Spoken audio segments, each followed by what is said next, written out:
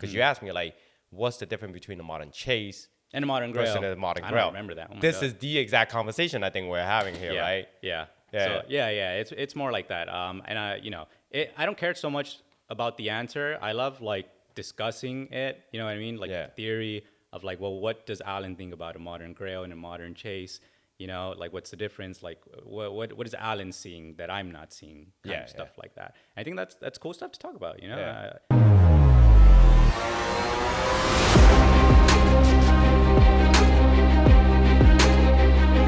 That's probably one of the the reasons. I'll throw that back, question back to you because we kind of answered the first part of it, right?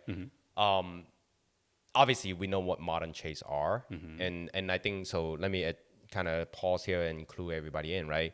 The idea here is that a modern chase card would be like the top card of a set that just came out, right? In this case, now we're Chaos Rising at the time of the filming of this. So the Green Ninja is probably the top chase of the set. Yeah.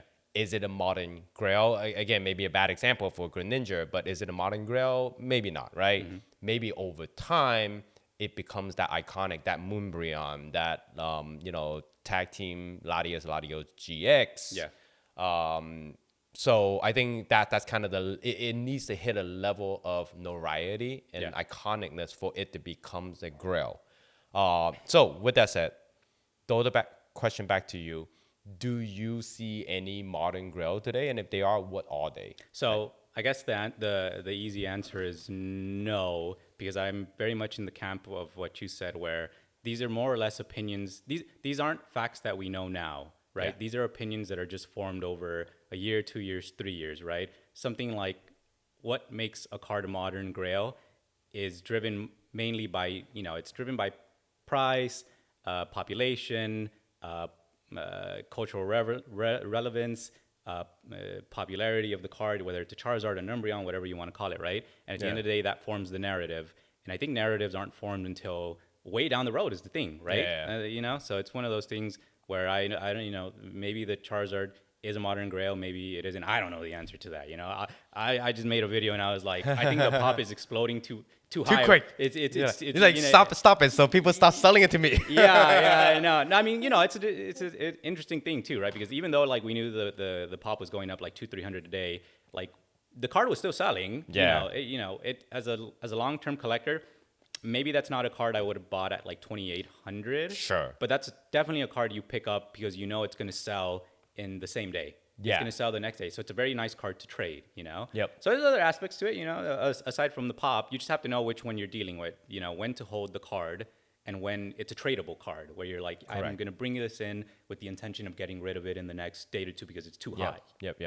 Exactly. So, you don't want to be caught holding the hot potato in some sense, right? Yeah. But it's a vehicle for you to kind of like conduct your business. Yeah, exactly. And I mean, like, especially when a card shoots up from 18 to 22 to 24 to 28, and there's even some sales at 3K, and other people that bought at 3K that were like, oh, I'm gonna hold this for a long time. Now the card's at like 2,200, 2,300. Yeah. So they're gonna hold it for a long time. They're gonna hold it for exactly. They're gonna hold it for a while now, unless they want to take an L somewhere. Maybe they might get rid of it. But. So the last part of that question is, where do you personally draw the line of like, okay, this is not modern, and this is where like the Grail territory started becoming like a conversation? Is like, for example, is Moonbryon considered a Modern Grail at this point, right? Because Sword and Shield a little bit. Where do we draw that line for you? I think the Moonbryon is a Modern Grail, and I think it's a Modern Grail because it, again, a lot of this is just driven by narrative, and it's. Although it has a high pop, there's other higher pops than something like Moonbryon. But the fact that it came out during COVID in a very participant heavy market, that everyone was just like crazy on Pokemon during COVID. Everyone wanted Evolving Skies. Everyone was chasing the Moonbryon. The artwork is great. I think even now, even though the card has a high pop, even though it's still liquid. It's still liquid. It's still a nice card. It's very rare when it's very rare when you like mention the card and someone just doesn't know what it is. You know what I mean? Yep. I think the turning point here is that like we no longer refer to it as Umbreon VMAX. We refer to it as the Moonbryon. We refer to it as gray felt hat Van Gogh. Pikachu, Bubble Mew, right? Bubble Mew, exactly. So I think once you start to realize that, the card is more than just what the name printed on it, Yep. that's where you turn into a modern grail. Yeah. So like the Mega Charizard XEX, maybe one day it'll be like, I don't know. triple Zar, or The something. triple Like, Zard. quadruple, right? Quadruple Zard, yeah. The I don't know. Zardies. I don't know what it'll be, Yeah. But, Okay. it might be. Yeah. See, I think for me, we are on that topic, right? And that's kind of similar to my thoughts as well, because Bubble Mew. I think that is probably the forerunner for a modern grail. Yeah. Right. I've always explained this, and I don't know if maybe the first time I explained it on camera, but like if you look at that card again, if you want to understand what creates a grail, is the recognition, the iconicness, right? If somebody who just getting into the hobby, what are they gravitating towards, right? To me, that Bubble Mew is a standout art, different from any other card you've seen in the entire era. Yeah. Right. It's a simple image of Mew having in a bubble, Hanging out with friends. and it's just happy. Yeah. Right. It doesn't need a whole lot of artistic direction for it to convey a message of happiness to you. Yeah. And you're drawn to it, right? And at any time you walk to a show, you see that card, you're like, I like that card. I don't know, something about it, and I like that card. I think those are kind of like the forerunner for, the candidates for, Grails at time, right? Yeah, so. I agree. I think I guess, again, it has to tick off like multiple boxes. Yeah. I don't know if it has to tick off like the total PSA 10 pop box, because again, cards like the Van Gogh Pikachu just negate that argument, Yeah. But it culturally important, great artwork, great artist. What else would you say about a modern grail? I guess maybe you would have to say like it's hard to pull, right? It just create interest, I think. And even for this guy, right? The fact that Pikachu is wearing this hat, you're like, I want to find out more. Like, what was this? Like what? When did this happen, right? Then you start going on a rabbit hole, and it draws you in, right? So now you're learning, like as a consumer of this product, you're like trying to investigate, and it draws you in, right? And I think that's the power of a card in art that can draw you into grails, right? I think that's kind of also, again, the last point here before I just beat it to death. That's what create holy grails over time, right? Like Lovebird, the fact that it draws a heart in the middle, my God, it's marketing genius, right? The Moonbryon has his nickname, the Starry Night, all of that stuff. The Bubble Mew. Bubble Mew, very simple iconicness. This guy wearing a hat, you're like, what the heck? You just want to learn more about it, right? Yeah. That's what create grail versus something that are kind of artificially pumped by the market, right? Like the Mega Charizard, maybe even like the Mega Gengar from Ascended Hero. The fact that Ascended Hero is so like the Trikachu, right? I think those are cards that commands the price, because it's hot for the moment, but not necessarily a sustaining power to become a grail. It needs time. I think it's what exactly. it needs to be tested through time. So so guys, be careful and pay attention to what you buy. That's kind of what we're saying. So with that said, I think something you mentioned earlier, like kind of translating that information to, purchasing decision, right? So I kind of want to throw you back into your role now. I know you run the vendor show, right? Because out of the 3 owners, you are most present at like the shows. Front row. And maybe, other shows as well. Want to get your thought on, what do you see at the shows that other owners, right, don't see, because you're much closer to like the market every day instead of just obviously customer coming to you as your shop.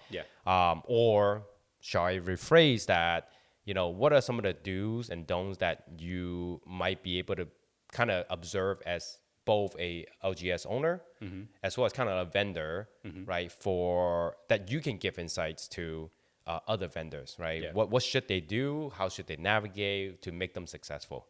So I guess for the first part of that question, I think it's really important to know who you're selling to. So, right, like the stuff that I sell, or the stuff that we sell at, our Alhambra shop or at our Oshi shop is probably not stuff that would sell well maybe at a front row, maybe at a West Coast card show. So like if you play card games, it's like knowing the meta. Yeah. You just have to know the meta, you know?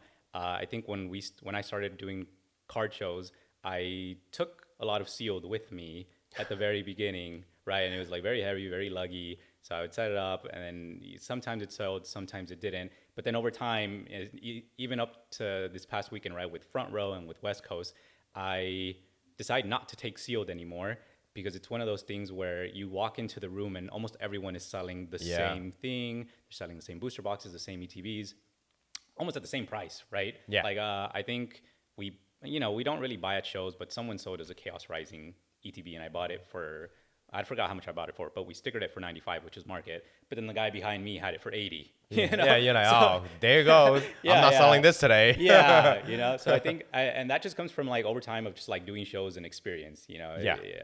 Again, same thing. We went to West Coast Card Show this weekend. We always come like very singles heavy to most card shows.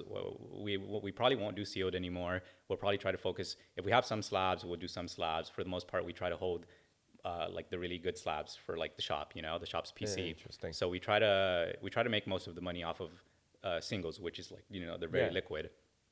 But like the singles I took to West Coast a week later were different than the singles I took to Front Row. Yeah. Right. So for West Coast, I thought that it was far enough from LA that you were not going to probably get a lot of LA people out there. Yeah. You were probably going to get a lot more locals out there, a lot more like maybe just like mom, dad, daughter trying to make like a master set or whatever it is. Yep. And sure enough, I thought that the sales were pretty good for just selling singles, you know? And sure enough, you had a bunch of families come up to you asking you for like $2 perfect order illustration rares. And they add up. They add up, exactly, you know? So I think that's important. You just have to know, you kind of have to know the demographics. You have to know where you're selling and to who you're selling, right? Yeah. I heard stories of like vendors that just like had a nightmare. Yeah. Right, Alan? right. No, for sure. Like, and I see both sides of it, right? Because like I do more high end these days, and of course, like Nurse Joy does more of that family, like singles, you know, for kids. And I've always say like my deal would be done like maybe on a Friday when a vendor comes in, or like a VIP is like, I want that grill, right? Yeah. And I'm done for the weekend. Yeah, you're like we can go home now. Yeah. And then for her, it's like she's busy all week again, and I'm like, I'm sitting there, I'm like, man, am I not making she legitimately like makes me consider like, oh man, maybe I should do something, like let me go sell something. You know. So I think audience and demographic absolutely is key important as well for me. I think that's super important. In terms of like I guess like stuff that you see that other card shop owners don't see. That's a good question. I've actually been thinking about it lately, because you know I don't do too many card shows like me myself. I do Front Row. I did West Coast. I don't know. I'll keep doing Front Row. I don't know if I'll keep doing West Coast. But every time I go to card shows, like there isn't many local card shops that are like participating in their local card shows, you know? That's true. And I think even if you show up, even if you have a bad table, even if maybe the inventory isn't great, like just being there gives you like a lot of like valuable insights to what's going on. Right? Yeah. Because again, I think a lot of LGS owners like fall into the trap of, and I used to do this too as well, right? Like I used to generalize a lot of things that were happening within my shop to what was happening in the broader market, the broader hobby, whatever it was, right? So, you know, I guess the saying is like going outside to touch grass really helps a lot, you know? Like you get out there, you get to the shows, you get to hear from people, you get to ask people, you know, like what are you collecting? Like what are you doing? You know, like what are you buying right now? Right. I think those are great insights as an owner that, you know, you don't necessarily gain by just staying within your four walls of your brick and mortar, you know? Nice. So if I had an advice for LGS owners, you know, I think one card show a quarter is all it takes, which is what Front Row is, right? Front Row is every 3 months. I think once every 3 months is like the perfect amount for you to like get a grip on the market, get a pulse on it, talk to the people, go interact with people who literally do not know you exist. In your brick and mortar, you know? Okay. That's actually really good advice. And I think, you know, to your point, my thought is that like, you know, LGS, local car shop, you know, you guys are used to having customers come to you with inventory. Here is more like a marketplace where you get to see what is moving in the market. what are people bringing, and again connecting to like, well, why is certain thing moving, why is the ZAR still so expensive despite the pop, right? Having that conversation and just being on the forefront, right? I think it's kind of some of the things that I definitely also I see every weekend almost. And you probably have a better pulse on this than I do. but I'm also like, and which is why I'm genuinely curious, right? Which is like, I've never been a car shop owner, so I don't know the reality of that, because and we'll talk about it in the next couple of questions here, so I don't want to spoil that, but it's just like the mentality, there's a mentality switch, right? For sure. So so with that said, right, that is actually the next question, which is like, I think one of the biggest difference you get from being a owner and the experience of a local car shop versus going to a car show, right? Collector versus players, right? There's always a good old argument, who is the backbone of the TCG community, right? Obviously, I think we just kind of alert to it, but curious to see your take of that argument, right? Is there a world where we can all just like be friends? Like collectors and players, right? Yeah. Yeah. I mean, like, I've never thought that the collectors and the players like ever like. I don't think that I don't think of them too much as independent of each other. Sure. Like, I don't think collectors rely on players, and I don't think players rely on collectors. I think they're just both still just one. A single entity. And honestly, up until I wrote this question, I didn't think about it either. And then I wrote him, that's a good question to ask him. I think put him on the hot seat here. Put me on the hot seat. I think you, as an LGS, you mean, right? Like, how I see it. I think, well, right when we started off, it was mostly very player focused, because at the end of the day, we were players trying to open up a card shop, so we wanted to cater more to the players. But I think as the business grows, and again, this is just our story, but as the business grows, you start to diversify into just the retail aspect of it, into how does the retail aspect and the retail customers, right? Because those are the collectors. How does that work in conjunction with just the people that come in and sit down and play on your tables, you know? And I think there is even though I consider them one, there is a dichotomy where they both have their wants and they both have their needs. And they're very polar opposite, actually, quite frankly. The expectations are super different from the people that come in and want to buy a $1 Pikachu or like a $100 slap Pikachu versus the people that just come in and sit down and play one-piece locals 3 times a week at your shop, So I think you just kind of, it takes, honestly, it's just experience.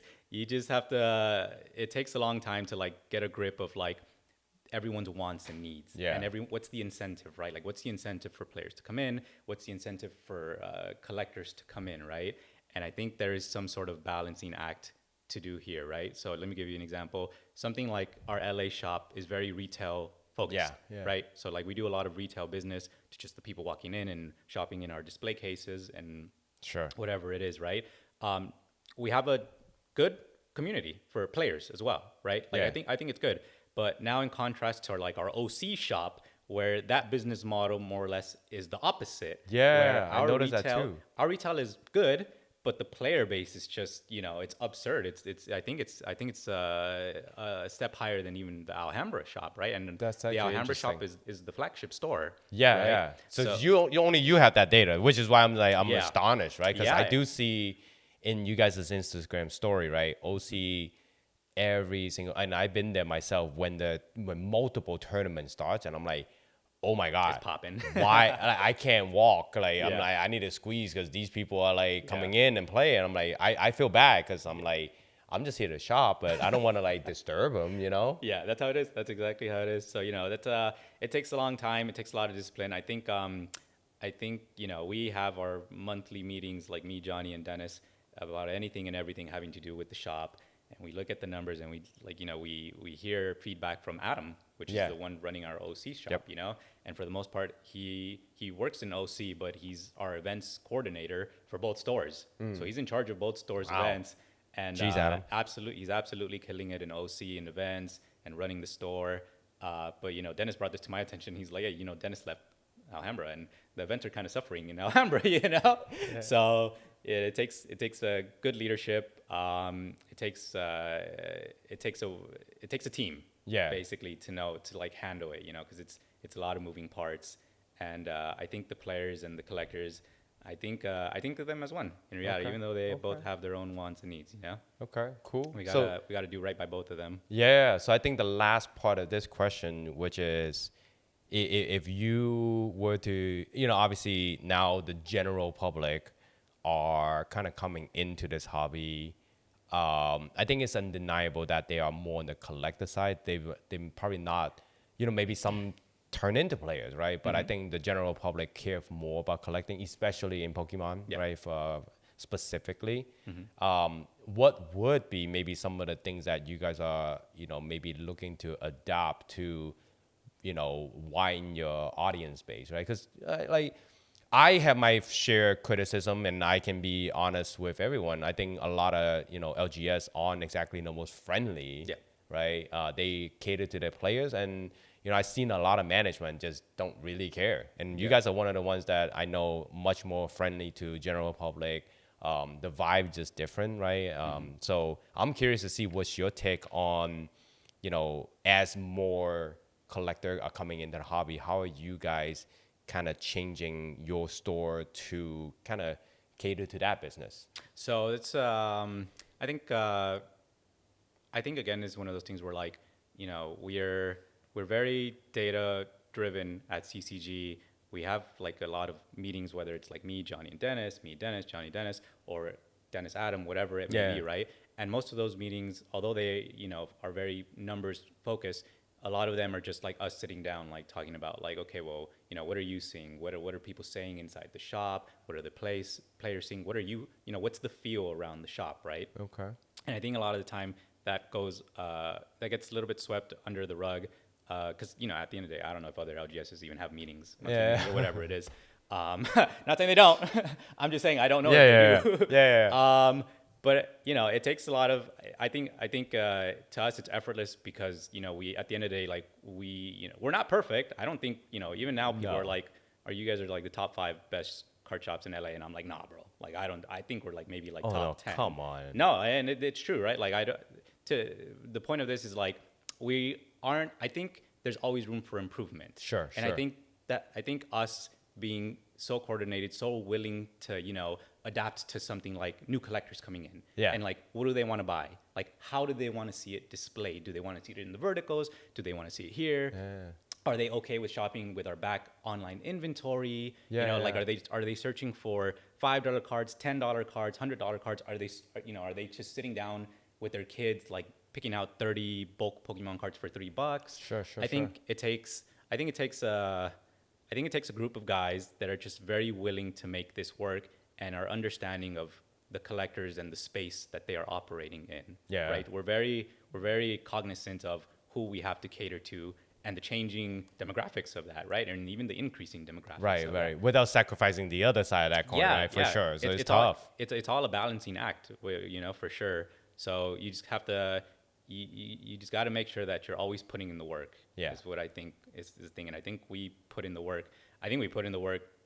I put in the work 2 times, Johnny 3 times, Dennis like 5 times, Adam 10 times in OC. I think everyone is very willing to participate in the cause of us growing the shop in a very meaningful way, and not just making money. Because at the end of the day, although the point is to make money, the point is to also just add value to the community. Sure, absolutely. Yeah, I think we do the same thing too. Like, so every show, Nurse Joy will kind of go through her binder, and she's like, oh, I know like 5 of my customers in the last show start asking for this card. Yes. You know, like stuff like that, the pattern, the trend, and it changes with time. I think that's kind of the key, right? Because guys, I want you to know, right? This conversation is not a stagnant conversation. It's not like, oh, I figure there's more collector, now I just cater to collector and we're done. No, it changes with every set, every new world global event. It changes like month to month. Or sometimes even day to day. Like I'll give you a great example. As of filming this episode, the Spirit Forge Ori signature jumped from like 4,000 to 7,000 on a PSA 10 overnight, right? Yeah. So now collector has to comprehend what does that mean, right? So that's a conversation as a store owner.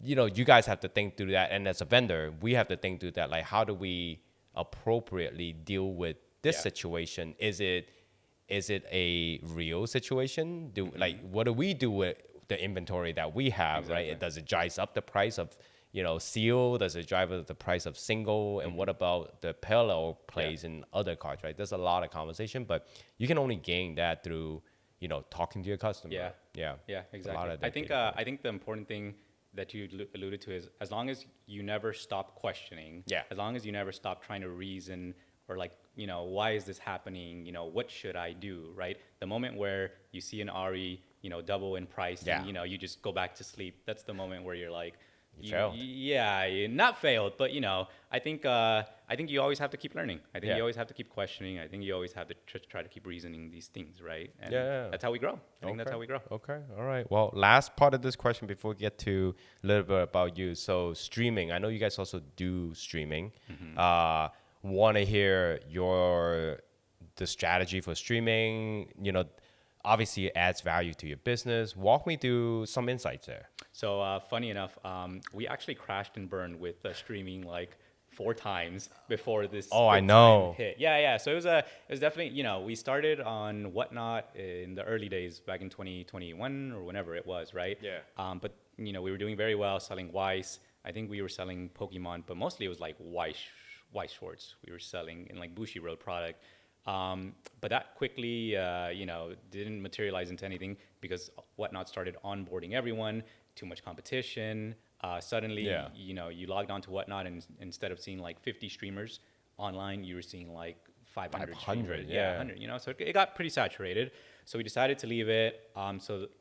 We tried to get back on Whatnot, I think like 2 or 3 more times with like a few different people, a few different strategies, and it just never hit. And we're not ignorant to the fact that it was just very tough for a card shop to try to have a streaming operation due to the inventory logistics of it, right? Where a lot of inventory that could be sold on Whatnot could just be sold in store instead, right? Sure. And you can make the argument where like you can sell on Whatnot and gain more customers and they'll come in store. You can make that argument, but it's very tough when there is just inventory, crunches, right? So sometimes like we wouldn't get enough Pokemon. Sometimes we wouldn't get enough of this. Sometimes we wouldn't get enough of that. Right. So sometimes the biggest bottleneck was just sourcing of the inventory for the stream. And if you weren't streaming like the hottest product, you just were not having a good day on Whatnot, or wherever you were streaming. So this last time, we decided to not do Whatnot. We decided to just do TikTok. And we decided to do it with some girl. Her name is Anne. She worked at some card shop up north. Dennis was able to, coerce her into like coming to work with us. He poached her as he's poached a lot of employees.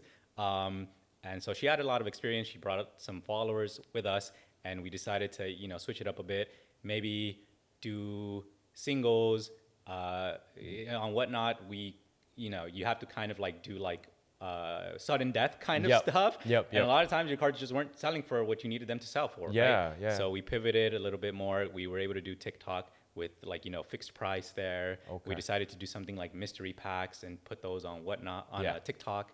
Those have done really well. And now, allocations are a little bit better for us. So we're able to divert more inventory and dedicate it towards stream. And sure enough, like the stream does well. And a lot of her customers are also just transitioned into like in-store customers at that point. Oh, that's awesome. So I think it's one of those things where like we always knew the problem was just the sourcing of the inventory and getting it at good margins for us to make money. And I think that just happened over time because, we were able to get a little bit more from our distro. We were able to do this. We were able to do that.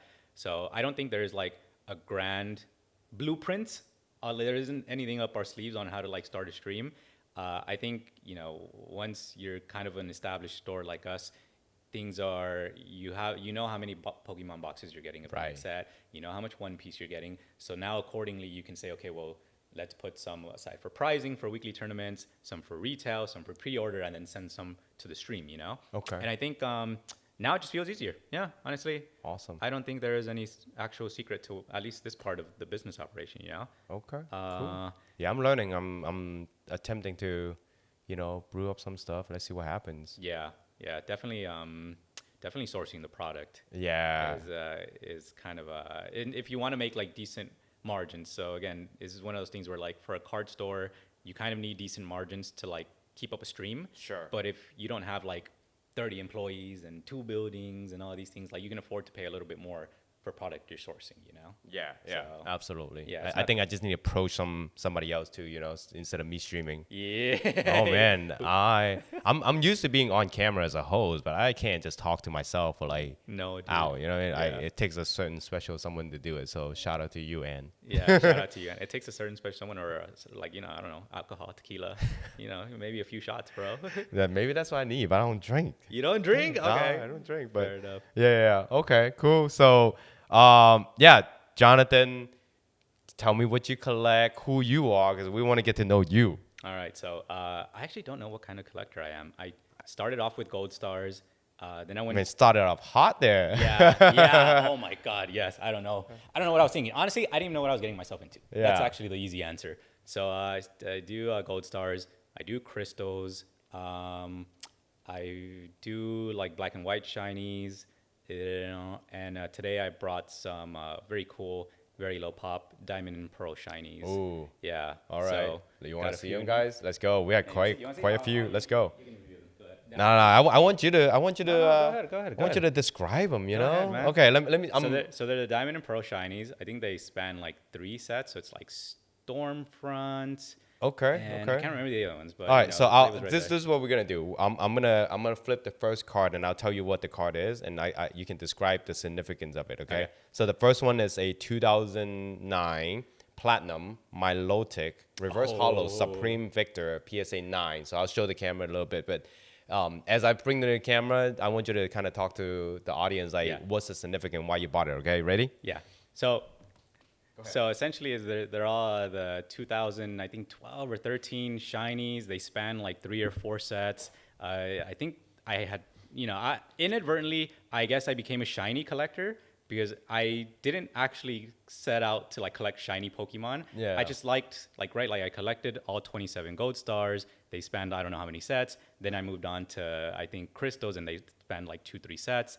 And then I was kind of like going down in chronological order. Yeah. So this was the era that I happened to stumble upon, and I thought that these cards were really cool because they weren't popular Pokemon, right? Yeah. Like a lot of these Pokemon aren't popular. Not like first tier. Yeah, you know? exactly. They're not even. I don't even think they're like 4th tier Pokemon, bro. You'll see. You know, you can see some of them. I think the Milotic is the nicest looking card. They all look nice. They are nice. They were so hard to get, bro. You know, it was like this was actually me going out and catching Pokemon. Like, dude, I swear to God, I wasted so many Ultra Balls on these. Like, these cards just never come up on eBay. Yeah. Like, you don't see these like I think I've seen like the Milotic at a card show, and like that's about it. Like they're all just super low pop.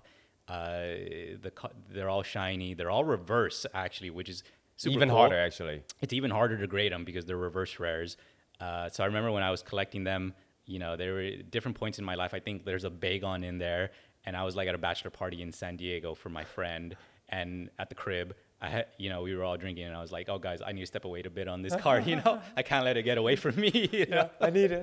I need it. Yeah, and all the cards look great. I mean, I love shiny Pokemon. I didn't know it before, but I absolutely love them. All right, the next one. Okay, we are a continuation here. 2009 Pokemon Platinum Shinx Reverse Hollow. Shinx, Yeah. yeah. Oh, Shanks. Sorry, not the Yes. Shinx. Shanks from Arceus, PSA Yeah. 9. Yeah. So, guy, tell me this one. I absolutely love. I mean, like I like all of them, but this one in particular, like this one you can tell is like a true shiny, just because Shinx is blue and this is a yellow Shinx. You know what I mean? It's pretty. And I think it just looks super cool with like the yellow reverse foil. So Yeah, this is very, very cool. I like Shanks too. So, yeah, the yellow. Guys, the yellow on yellow is actually It's quite really sick. nice, It's yeah. actually cool. I love like cool random finds too as well. So, okay, Yes. next one. This is the one you're talking about, the platinum. The Bagon, but the Lotad, I mean purple Lotad. You know, look at them. PSA 9, guys. All right, here we go. Dude. All these cards are just super cute, man. And again, they're like 4th, 5th tier Pokemon, but they're cool to look at. Nice. All right, next Yeah. one. Man, you bought the whole shiny platinum Yeah, here. yeah. Okay. All right, we got the Ponytar. Oh, that's my favorite actually. There it Just because is. it's a blue pony. It's a blue Ponyta. Yeah, and I don't Yeah. think I ever seen like Ponytar. Usually they don't have the best No, art. no, So this is actually yeah. really good. Yeah, shiny Ponyta. Check it out, guys. That's also my girlfriend's favorite Pokemon. So it's pretty cool. All right. Yeah, that's my favorite too. It's for the missus. Okay, here's the. That's a Bagon. That's Here's one the in Bagon. San Diego. Where I was like, I need this, guys. A green Bagon. Sometimes when you buy like shiny Pokemon, like right, like sometimes even with the gold stars, you can't tell. Like you can't even tell the Mudkip is shiny. Yeah. You know what I mean? Yeah. I like these because like you can actually tell the cards are shiny. Like they Correct. actually made them like a different color contrast. So Yep. you look at the card and you're like, yeah, this is shiny. Yeah. You know what I mean? All right, next one. Ooh, this is cool. Swablu. Swablu, yeah. All right, guys, go. Here we go. That's a Pokemon I would get when I would play Pokemon Emerald. Yep. Yeah, that was my flying type. Yeah. Okay, the next one, Vulpix. That's the Vulpix. Yep. That one you can kind of tell it's shiny. You have to like really look at it, but it's like a yellow Vulpix. That one's super cool. Dude. It's a jaundice Vulpix. Yeah, it's a Jonathan's Vulpix. J-Bone's Vulpix. So see, guys, little breaking the fourth wall here. Dennis is in the back kind of hanging out watching. He just bust out laughing. Yeah. I'm sure the jaundice joke got him because, obviously he has a brand new child. So he's familiar with, that situation, I'm sure. So he laughed. All right, the next one. Man, some of these names are terribly hard to pronounce in English, Which one's Relican? The Relicanth? Yeah. Yeah. That one doesn't look shiny. That one's my least favorite. That one's my least favorite. Yeah. It's a dumb Pokemon. It's just an ancient Pokemon. Absolutely F tier for that one. Okay. F-tier. Yama? The Yanma. The I Yanma. love Yanma. There you It's go. actually my favorite Pokemon growing up. He's just so cool. Yeah, he was just so cool. He's just like a little bug flying Pokemon. I don't know. Bug flying Pokemon. Ooh, this one is cool. Okay, this one looks more like something that comes out of like Mario, but it's the Duskull. Oh yeah, it does. Yeah, I it looks never like thought a Shy about Guy. it. Looks like Yeah, Shy you're Guy right, more than yeah. anything. Oh my god. Yeah. That one's probably my second favorite, just because it's like a ghost Pokemon. Yeah. I don't think I have too many ghost Pokemon in my collection. I think that's actually my only ghost Pokemon. So, It legit looks like a Shy Guy. like a Shy Guy, yes. Yeah, so I love never thought about it. I love that. Okay. All right. Oh, Volthrop. Oh, the Voltorb, yeah, the blue Voltorb. Yeah. Oh, this one is cool. Yeah, I dude, like yeah. this. Yeah, I mean, he kind of looked like a Pokeball, right? Yeah. That's the whole point. Yeah. Very, very cool. All right, last one. Okay. Ooh, here you go. Drifloom. Drifloom. Indifferent about that one. I just needed it to, finish You the just collection. collect the set. Wow, I like this too. I don't mind. Yeah. Drifloom. Nice, guys. Yeah, that's Very cool set of display. So What you- okay, I bought this, and if you want to show the camera, I'll talk to it. all right. I'll show it. So, Oh yeah, it is a Southern Island. Southern Islands. You can show that camera as well, right there.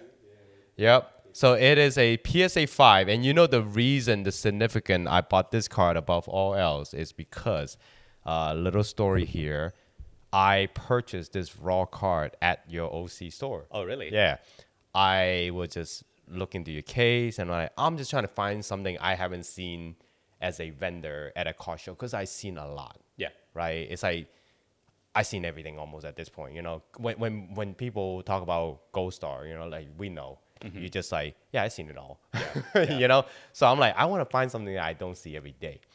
And I saw the Slow King Southern Island. I'm like, oh, that's something you don't see every day. And I'm like, wow, it came into your store? Great. And I'm like, I'm buying it. Did you know that when you bought it that you were gonna grade it right away? No, No, you I didn't know. didn't. I see. But I was just like, this is such a cool card. I was like, I don't even care about the gray. I don't care about the condition. I'm going to grade it, and I'm putting it in a slab, and I'm going to protect it, and I'm going to keep it in my, so one of the things, right? Obviously, as a vendor, I have to kind of draw the line of what is a PC versus what are like inventory that I'm going to Yes. move, right? Yeah. So I have kind of loose rule where I don't try to collect anything high value, So I like to collect random stuff that are like lower end for my own collection. As long as it draws my eye, I'll collect it. I don't really care if it has to be a 10. Obviously, again, it's a gray blurry line. Sometimes I'm chasing the gray, sometimes I'm chasing the card. In this case, I'm like, when do you actually just walk around and see a Slow King Southern Island in English, no less, right? Because you usually see it in card. Japanese. This is a great card, by the way. Yeah. 100%, right? Yeah. So I thought it was very significant because without you guys, I would never come upon this card. So want to bring this conversation to a close, which is, absolutely having a LGS, you can still find gems, nowadays, especially given the fact that car show is kind of like the destination to go to. Yeah. I would still encourage people to explore local car shop as a avenue for sourcing or finding grails, because it's amazing, man. I never came across this exact card at a car show ever, right? But I came into your store and I was like, this is cool. I'm gonna buy it. Hell yeah. Yeah. So That's what it's all about. yeah, that was a great sentimental way to end this. So well, before we end it, love to get you to tell everybody, if you have a personal social media, if you want to share. If not, the store social media, we'll put it up here in a little thing right here. Yeah. So I don't have a personal social media, so definitely just follow the shop, Project CCG, and Project CCG OC for the OC shop. Come by. We'll try to take care of you guys. We love seeing new people.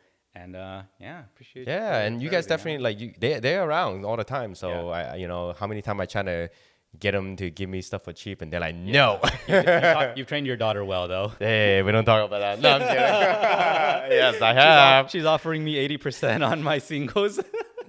Yeah, that was a funny joke, right? At West Coast Car Show, I'm like literally doing it right in front of Jonathan here. I'm like, hey, Benny, this is what you say to him. Yeah, dude, 80% on my singles. That's nuts. Oh yeah. And then I was like, sure, I'll do it. And then Alec is like, oh, thank you. And then see, I knew how it was gonna end. And then he was like, all right, pick out more singles again. That's right. Go back. Yeah, he's like, go back.